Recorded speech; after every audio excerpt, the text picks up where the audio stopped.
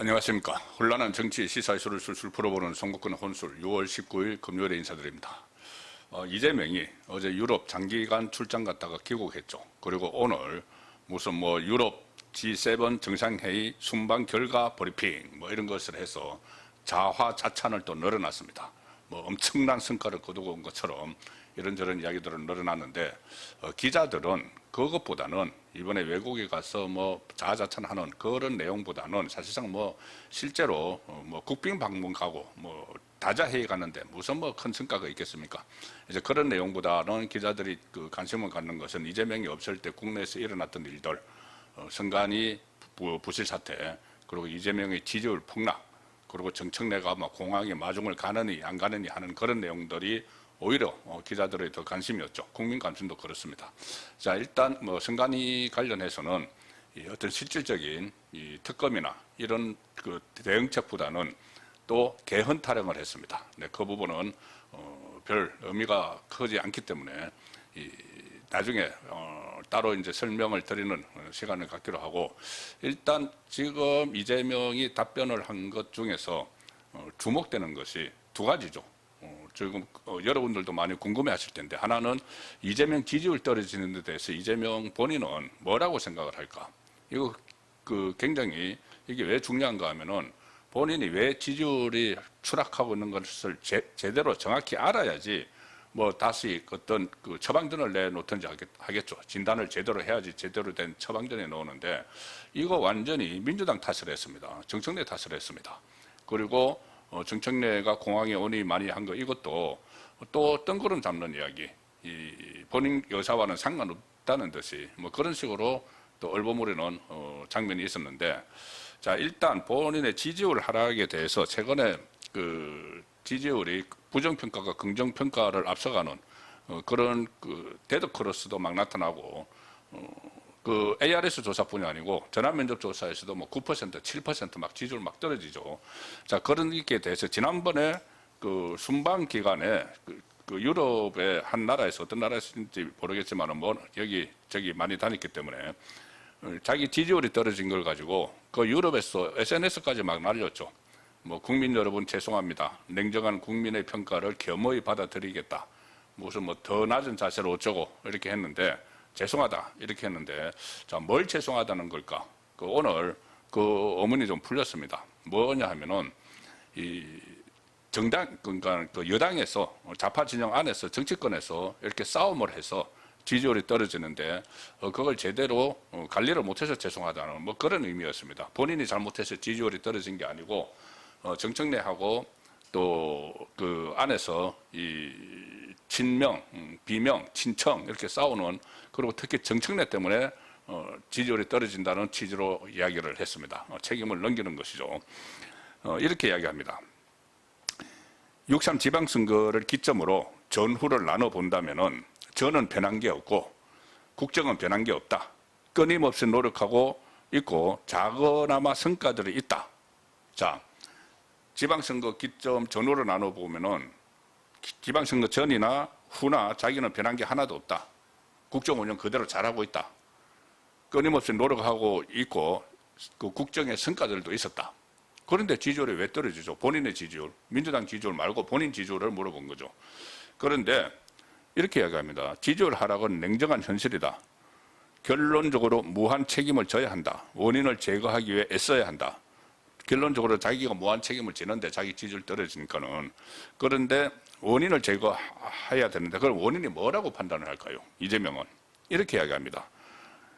지지율 하락 배경을 가지고 뭐라고 하느냐면은 이재명이 먹고 살기 힘들어 죽겠는데 뭘 가지고 싸우는 것이냐. 여러분의 다툼이 우리의 삶과 무슨 상관이 있느냐고 국민들은 생각할 것이다. 국민들 입장에서는 충분히 화가 날 만한 상황이다. 최대한 빨리 이 상황을 정리할 수 있도록 노력해야 한다. 지금 좌파 진영 안에서 죽기 살기로 싸우는 친명, 친청 대결, 어떻게 보면은 이재명 세력하고 친노, 친문으로 내려오는 그 세력하고 충돌, 사생 결단이 좀 벌어지고 있죠. 그것 때문에 본인의 지지율이 떨어진다는 이야기를 지금 하고 있는 겁니다. 이게 과연 이해가 됐습니까? 그래서 그거 빨리 싸움 멈춰야 된다는 이야기죠.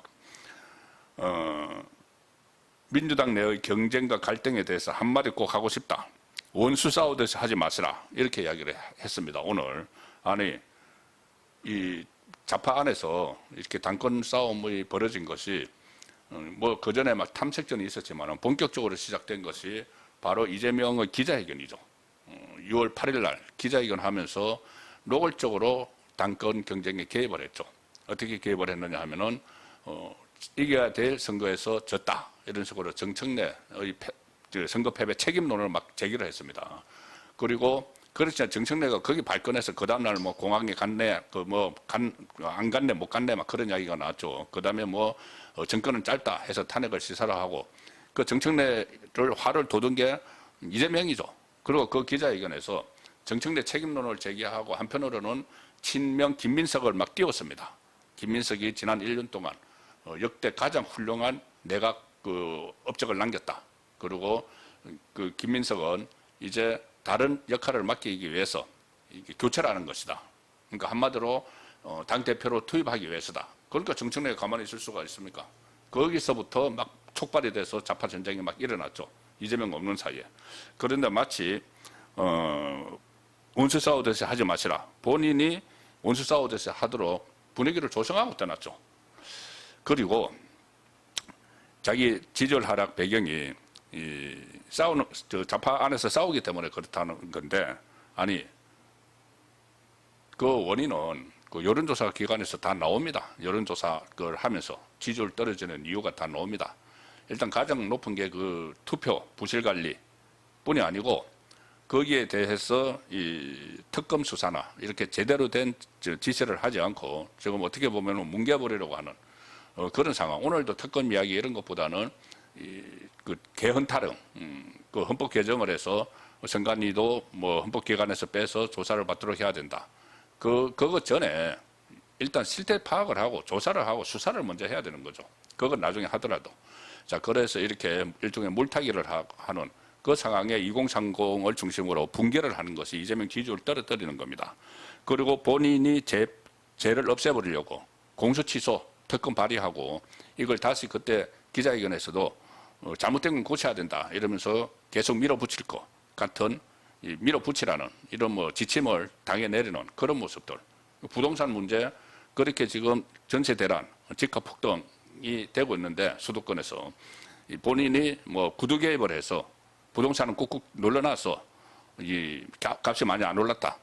그리고 이것이 선거에 긍정적인 영향을 미쳤을 것이다. 이렇게 엉뚱한 소리를 하는 거.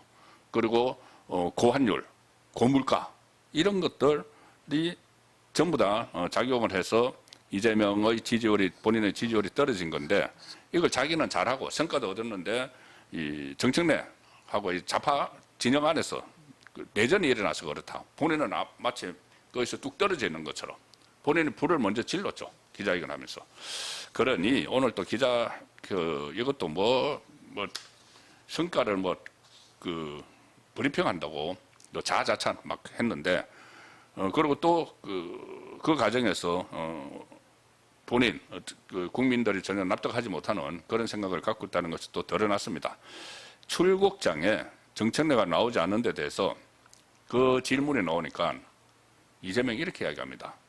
사실 저는 제가 해외 출국하거나 귀국할 때 많은 사람이 줄 서서 하는 게 그렇게 흔쾌히 기분 좋은 일은 아니다. 그냥 통상적인 업무 중의 일부인데 그렇게 좀 할 필요가 있느냐 이런 생각을 했다. 아니 그러면 지난 1년 동안 번질나게 외국 나갈 때마다 다 우르르 몰려가가지고 다 했을 때는 그랬다는 아무 말도 안 하더니 이제 와서는 정청래 패싱하고 나서는 사실 이렇게 쭉 나오는 게 불편했어. 지금 와서 그런 이야기를 합니까? 그리고 이런 말을 합니다. 이재명이 이번에 나갈 때는 그렇게 꼭 해야 되나 그런 생각이 있었는데 하여튼 일부가 참석을 못하는 또는 안 하는 그런 상황이 생겼던 것 같아. 자, 그러니 그러니까 뭔가 이제 얼버무리면서 넘어가려고 하는 거죠. 그리고 자기가 관여하지 않은 것처럼. 그런데 여기서 참석을 못하는 또는 안 하는 그런 상황. 자, 그럼 참석을 일부러 안 한 사람도 있다는 이야기 아닙니까?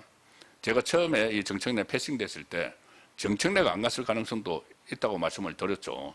그건 정청래가 안 간다고 하니까 그러면은 그 당에서는 다 나오지 마라 해서 한병도나 원내대표 표까지 전부 다 안 나간 것, 그 가능성을 말씀드렸는데, 이것도 지금 이재명이 참석을 안 하는 상황이 생겼다. 못하는이 아니고, 못하는 이제 하지 말라고 해서 못하는 거죠. 안 하는 자발적으로 안 가는 거죠. 그래서 정청래가 바로 그 출국하기 전날 기자회견에서 이재명이 자기 책임론, 정청래 책임론을 막 덮어씌우고 또 그 경쟁 상대인 김민석을 막 띄워주는 이런 상황에 정청래가 불만을 품고 내가 못 가겠다고 하고 그때 이제 전북을 가버리는 그런 일정을 짰고, 그러면 그 상황에서 정청래만 빠지면은 모양이 이상하니까는 그럼 다른 그 민주당에서 오지 마라, 이렇게 했을 가능성도 지금 여전히 남아 있는 걸로 저는 보입니다. 오늘 그 참석을 못하는 또는 안 하는 뭐 이런 말을 한 것을 좀 유추를 해보면은 뭐 나중에 어떤 일이 있었던지는 밝혀지겠죠. 자, 그리고 정청래는 이 상황에서 또 이재명을 한 방 먹이는 그런 발언도 했습니다. 이번에 귀국할 때 가서 90도 각도로 막 꺾어지고 막 했는데 그래도 치고 빠지기로 하는 것이죠. 오늘도 하나 쳤습니다. 검찰의 보안 수사권 전면 폐지는 너무나 당연하다. 검찰 꿈 깨라. 수사권 갖겠다는 꿈 깨라 했는데, 이것을 좀 유추를 해보면은 이재명 꿈 깨라 이렇게도 될 수가 있습니다. 이재명이 보안 수사권을 좀 어느 정도 남겨주려고 하는 것이죠. 뭐 국민의 손해를 막기 위해서 뭐 그런 이야기를 하지만은 그 실제로는 그 검찰의 보안 수사권하고 자기의 공수처하고 딜을 하려고 하는, 거래를 하려고 하는 그런 의도가 최근에도 보이기 시작을 했죠. 김어준 방송에서 제기를 했던 그 문제. 자, 그래서 보안 수사권을 전면 폐지한다. 그 이재명은 어느 정도 남겨둬야 된다 하는데 다시 한번 강조를 했습니다. 정청래. 검찰을 꿈 깨라. 보안 수사권 갖겠다는 꿈을 깨라. 그거 했는데 그 속으로는 이재명 꿈 깨라. 보안 수사권 남겨둬가지고 공소취소하고 거래하는 거 꿈 깨라. 또 이런 말로도 그런 의미로 들리기도 합니다. 양쪽이 워낙 지금 죽기 살기로 싸우고 있고 이 칼을 비수를 서로 막 감추고 일단 무슨 가서 듣기 좋은 이야기를 해주고 또 뭐 90도 절하고 뭐 이렇게 하지만은 실제로는 사신 결단이 벌어지고 있기 때문에 말 한마디 한마디에도 다 뼈가 있는 그런 상황이 이어지고 있습니다. 예, 오늘 저녁 8시 라이브 선거권의 정치 수호 시간에 다시 뵙도록 하겠습니다. 감사합니다.